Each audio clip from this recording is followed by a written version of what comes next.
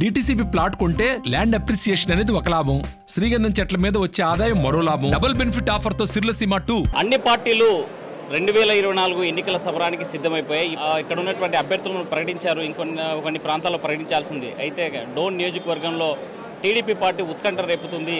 రాష్ట్రం మొత్తం డోన్ వైపే చూస్తుంది. డోన్ నియోజకవర్గంలో అభివృద్ధి ఒకవైపు, మరోవైపు ఇక కోట్ల ఇక్కడ నుంచి వచ్చారు, పోటీ చేయబోతున్నారు. అసలు ఏం జరుగుతుంది ఈ నియోజకవర్గంలో, ఎలాంటి ప్రచారాలు నిర్వహిస్తున్నారని మాట్లాడడానికి మనతో మాజీ ఎమ్మెల్యే కోట్ల సుజాతమ్మ ఉన్నారు. మేడం చెప్పండి, ఈరోజు ప్రచారం ఎలా కొనసాగుతుంది? ఈరోజు ప్రచారం అని లేదు, ఎందుకంటే మా అభిమానులు అప్పటి నుంచి కూడా మాకు అందరు కూడా అభిమానులు ఉన్నారు. అభిమానులందరూ కూడా వాళ్ళు సొంతంగా మేము వస్తాం మీ దగ్గరికి, ఎందుకంటే మీరు ఎటువంటి పరిపాలన మాకు అందించినారో అవన్నిటిని కూడా మేము చూసినాం కాబట్టి ఖచ్చితంగా మేము ఇక్కడికి వస్తున్నాము, మీ పార్టీలో మేము చేరుతాము అని చెప్పి. ఎందుకంటే ఇప్పుడే రాజా నారాయణమూర్తి గారు మార్కెట్ యార్డ్ చైర్మన్ అయితే ఆయన ముందు నుంచి కూడా మా మామ కాలం నుంచి కూడా వాళ్ళందరూ కూడా వాళ్ళ తండ్రులు అయితేనేమి తాతలు అయితేనేమి కూడా మా పక్కనే ఉండి మా దగ్గర అప్పటి నుంచి కూడా చేసినటువంటి వాళ్ళు, అటువంటి వాళ్ళు వస్తున్నారంటే నిజంగా కూడా ఆయన ఈరోజు ఏడుస్తా ఉంటే నాకే బాధ అనిపించింది. అంటే ఇన్ని రోజులు మీరు మమ్మల్ని వదిలిపెట్టిపోయినారు, మేము కూడా మిమ్మల్ని వదిలిపెట్టిపోయినాము, కానీ ఈరోజు మాకు వచ్చినారు కాబట్టి ఖచ్చితంగా ఆనంద బాష్పాలు ఇవమ్మా, ఏడుపు కాదు అని చెప్పినందుకు నిజంగా కూడా నేను కూడా చాలా సంతోషపడుతున్నాను. ఎందుకంటే వాళ్ళు మమ్మల్ని గుర్తుపెట్టుకొని మేము చేసినటువంటి సేవలు ఎటువంటివి అనేది చెప్పి తెలుసుకొని వచ్చినందుకు కూడా నేను వాళ్ళకి కృతజ్ఞతలు తెలియజేసుకుంటున్నాను. ఆయన ఒకడే కాదు, ఆయనతో ఉండేటువంటి వాళ్ళందరూ కూడా, వాళ్ళ ఆత్మీయులైతేనేమి వాళ్ళందరూ కూడా రావడం అనేది ఒక ఇది కాదు. ఎందుకంటే ఇప్పుడు ఉన్నటువంటి ఇంట్లోన, అంటే ఈ ప్రభుత్వంలోన వదిలిపెట్టి రావడం అనేది ఒక గొప్ప చెప్పండి. ఎన్నికలు వచ్చిన ప్రతిసారి అటు కోట్ల కానీ ఇటు కేఈ ఫ్యామిలీ కానీ కేవలం ఎన్నికలు ఉంటే బరిలో ఉంటారు, ఎన్నికలు అయిపోయిన తర్వాత మళ్ళీ ఇక్కడి నుంచి వెళ్ళిపోతారు, 5 సంవత్సరాల పాటు మళ్ళీ తిరిగి చూడరు అనేటువంటిది ప్రధానమైనటువంటి మీ 2 కుటుంబాల మీద ఉన్న విమర్శ. మీరేమంటారు? అది తప్పు. ఎందుకంటే నేను పోటీ చేసి కూడా నేను ఇక్కడి నుంచి 15 ఏళ్ళు అయింది. 15 ఏళ్ళ నుంచి వాళ్ళని కూడా కాపాడుకుంటూనే వస్తున్నాను. ఎందుకంటే మమ్మల్ని నమ్ముకొని ఉన్నారు, నమ్ముకున్న ప్రజలకు మేము సేవ చేస్తామే తప్ప మేమేమి ఇక్కడి నుంచి పోయేటోళ్ళం కాదు. దయచేసి ఆ మాటలు విరమించుకోవాలని చెప్పి నేను ఈరోజు అడగండి, ఎవరెవరైతే మా వాళ్ళు ఉన్నారో వాళ్ళందరూ నా దగ్గరికి వచ్చినారంటే, నా గడపలోకి వచ్చినారంటే మాత్రం వాళ్ళందరినీ కూడా కాపాడుకుంటూ వచ్చినాను, కాపాడుతాను. మేము అంటే మా కుటుంబం రాజకీయాల్లో ఉండేంత వరకు కూడా మేము వాళ్ళని కాపాడుకుంటూనే మా సొంత బిడ్డల్లాగానే చూసుకుంటాం. మొన్నటిదాకా కోట్ల కేఈ వర్సెస్గా నడిచినటువంటి డోన్ నియోజకవర్గంలో రాజకీయం నడిచింది. ఈరోజు ఇద్దరు కలిసిపోయారు. అయితే దశాబ్దాల పాటు ఈ నియోజకవర్గ ప్రతినిధులుగా ఉన్నటువంటి మీరు 2 కుటుంబాలు కూడా ఎవరు కనీసం అభివృద్ధి చేయలేదు అనేది విమర్శ. మీరేమంటారు? అభివృద్ధి చేయలేదా అంటే ఏ విధంగా అభివృద్ధి చేయలేదు చెప్పండి. నేను అభివృద్ధి ఆ రోజుల్లోనే 42 కోట్లు పెట్టి తాగునీరు సిపిడబ్ల్యూ స్కీమ్ తీసుకొచ్చినాను. అదేవిధంగా ఫ్లైఓవర్ బ్రిడ్జి, అదేవిధంగా మన గురుకుల పాఠశాల అయితేనేమి, అది అన్నీ ఈరోజు డెవలప్మెంట్ ఉంది. మార్కెట్ యార్డ్ అయితేనేమి, కాలనీలు అయితేనేమి, ఇవన్నీ డెవలప్మెంట్ ఉంది అంటారంటే ఒక మా నేను ఎమ్మెల్యేగా ఉన్నప్పుడే జరిగింది. కానీ ఈరోజు నువ్వు ఇక్కడ ఉన్నటువంటి మంత్రి నేను అది తెచ్చినాను అంటున్నాడు. ఎక్కడ ఏం తీసుకొచ్చినా ఒక హాస్పిటల్ ఆ రోజుల్లోన 30 పడకలు ఉండేది, నేను 100 పడకల హాస్పిటల్ తీసుకొచ్చినాను. అన్నీ కూడా ఈరోజు నేను చేసినటువంటివి. కానీ ఏం చేసినారు ఆయన? ఊరికే రోడ్లు వేసినారు. రోడ్లు అది జాతీయ పార్టీది, మనది కాదు కదా. మనం దాన్ని అభివృద్ధి చేసినామంటే అభివృద్ధి అని అడుగుతారా? చెప్పండి. అభివృద్ధి ఏ విధంగా ఉంటుంది అనేది ప్రజలకి తాగునీరు అయితేనేమి అటువంటి ప్రతి ఒక్క ఊర్లోనూ కూడా ఇండ్లు ఇచ్చినటువంటి ఘనత మాదే ఉంది. అదేవిధంగా రోడ్లు నిన్న పోయినారు మండలవానిపల్లె ఇవన్నీ ఆడ అసలు వాళ్ళు ఏం చేసినారు? వాళ్ళు మాకు ఇండ్లే లేవమ్మా, రోడ్లే లేవమ్మా అని చెప్పినారు. అంటే ఏ విధంగా మీరు అభివృద్ధి చేసినారు?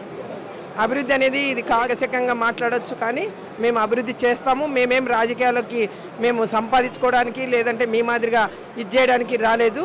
మాకు ప్రజలు ఇబ్బంది పడకూడదు. ప్రజలు ఇబ్బంది పడితే మాత్రం మేము ఖచ్చితంగా వాళ్ళకి ఎంట ఉండి వాళ్ళకి కావాల్సినటువంటి సహాయ సహకారాలు అందించేటటువంటి కుటుంబం మా కుటుంబం. అటువంటి కుటుంబాన్ని అంటే మాత్రం నేను ఒప్పుకోను. అంటే ఒకవైపు 2 ఫ్యామిలీలు కూడా ఈ ఫ్యామిలీలతో ఉంటే ఫ్యాక్షన్ మళ్ళీ పొరులు విప్పుతుంది, కత్తులకి బలి కావాల్సినటువంటి పరిస్థితి వస్తుంది, ప్రజలు మళ్ళీ ఆ ఫ్యాక్షన్ వైపు నడిపిస్తారో వీళ్ళు అనేటువంటిది ప్రధానంగా మీ ప్రత్యర్థి పార్టీ విమర్శిస్తుంది. మీరేమంటారు?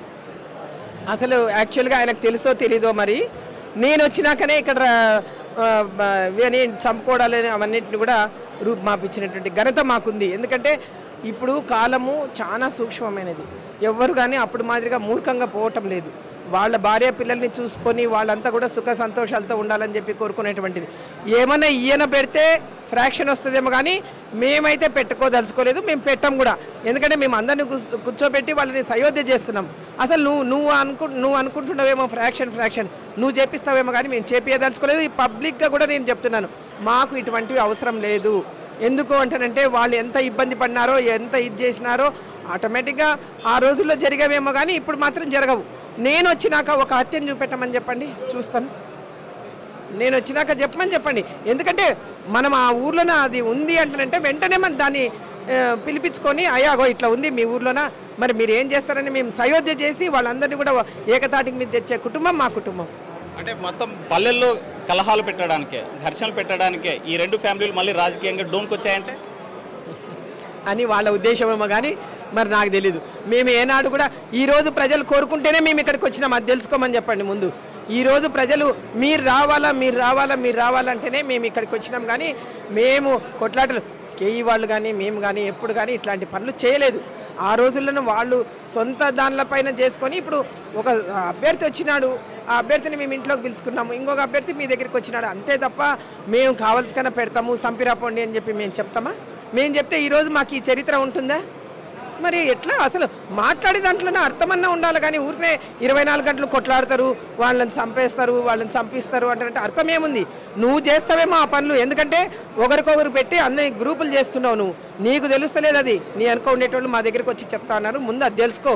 అంటే అభివృద్ధి జరగాలంటే వైసీపీ అధికారంలోకి రావాలి. ఈరోజు రోడ్లు వేయడం అభివృద్ధి కాదంటారా?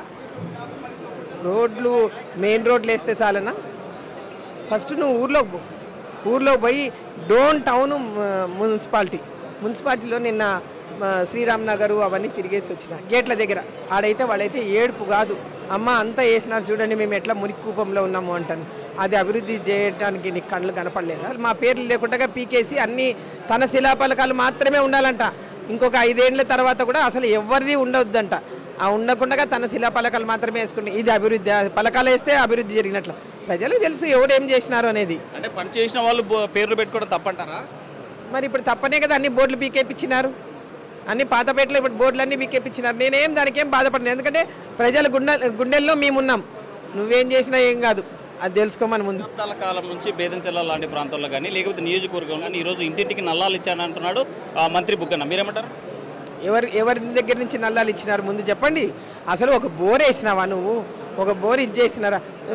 లిస్ట్ రాయమని చెప్పండి, నేను ఎన్ని వేసినాను, వాళ్ళు ఎన్ని వేసినారు, ఆ లిస్ట్ ఒక్కటి చాలు మీకు. ఈరోజు ప్రతి ఒక్క దానికి కూడా మీరు చెప్తున్నారు అంటానంటే అసలు ఎంత నిజం ఉంది, ఎంత అబద్ధం. నువ్వు పిట్ట కథలు ఆడ అసెంబ్లీలో చెప్తాం కానీ ఇటు చెప్తే ప్రజలు నమ్మేటట్లు లేరు, ఆ ప్రజలు కూడా నమ్మరు. ఎందుకంటే మేడిపండు ఎట్లుంటుంది, లోపలంతా ఇది ఉన్న పురుగులున్నా కూడా నిగనిగలాడుతుంటుంది, కానీ లోపల పుచ్చు ఎవడికి తెలియదు. అట్లా ఆ విధంగా ఈరోజు నేను బాగా చేసిన, నేను డెవలప్ చేసిన అంటే ప్రజల దగ్గరికి పోయి చెప్పు, మేము చెప్పేది కాదు. నువ్వు ప్రజల దగ్గరికి పోయి ప్రజల్ని ఓట్లాడు అంతే తప్ప. ముందు నుంచి కూడా ఆలూరు నియోజకవర్గం కావాలని, డోన్ నియోజకవర్గంలో ఇద్దరు పోటీ చేయాలని, లేదంటే ఒక ఎంపీ సీటు ఒక ఎమ్మెల్యే సీటు కావాలని అధిష్టానం మీద ఒత్తిడి చేశారు. మరి ఈరోజు సీటు మీకు కేటాయించారు? అది అధిష్టానము ఎందుకంటే ఎవరికి నిర్ణయించుకుంటుందో మాకు తెలీదు. మేము అట్లేం పోలేదు.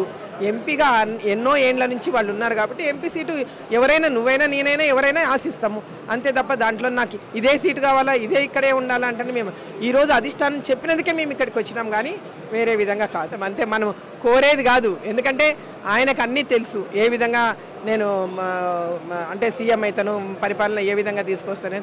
ఆయన ఇష్టం, ఆయన ఏమైనా చేసుకొని మనకు వచ్చిందేమి. రైట్.